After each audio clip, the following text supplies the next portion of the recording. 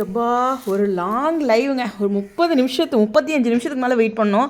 ஷெரின் அவர்கள் வந்து அந்த துபாய் ப்ராஜெக்ட் என்ன அப்படிங்கிறத ரிவீல் பண்ணிட்டாங்க.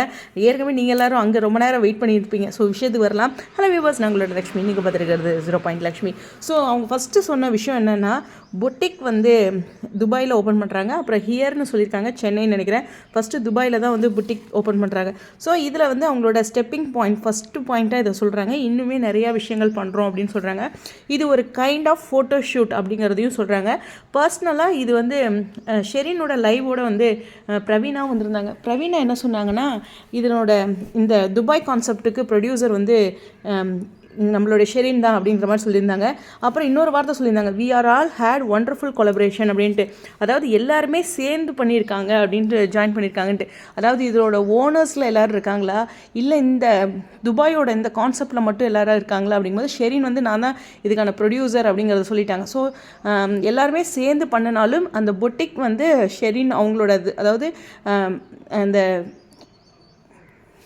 காஸ்டியூம் டிசைனர் இல்லையா ஷெரின். ஸோ அவங்களோட ஃபீல்டுக்கு வந்து இந்த புட்டிக் வந்து நிச்சயமாக ஒரு யூஸ்ஃபுல்லாக இருக்கும்.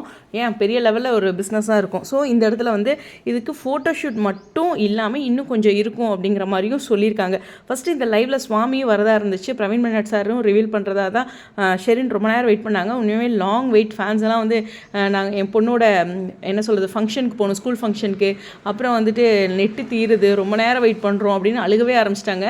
பட் ஷெரின் வந்து ரொம்ப நேரமாக என்ன தான் சொல்லுவாங்க, சரி வெயிட் பண்ணுவோம் அப்படின்னு நானும் வெயிட் பண்ணேன். ஸோ ஒரு 35 மினிட்ஸ்க்கு அப்புறம் ஹாயே 35 நிமிஷம் போச்சு. இருந்தாலும் அங்கங்கே ஒரு வார்த்தை சொன்னாங்க இல்லையா. ஸோ எல்லோரும் சேர்ந்து தான் இது ஒரு கொலபரேஷன் பண்ணியிருக்காங்க அப்படிங்கிற ஒரு விஷயம்.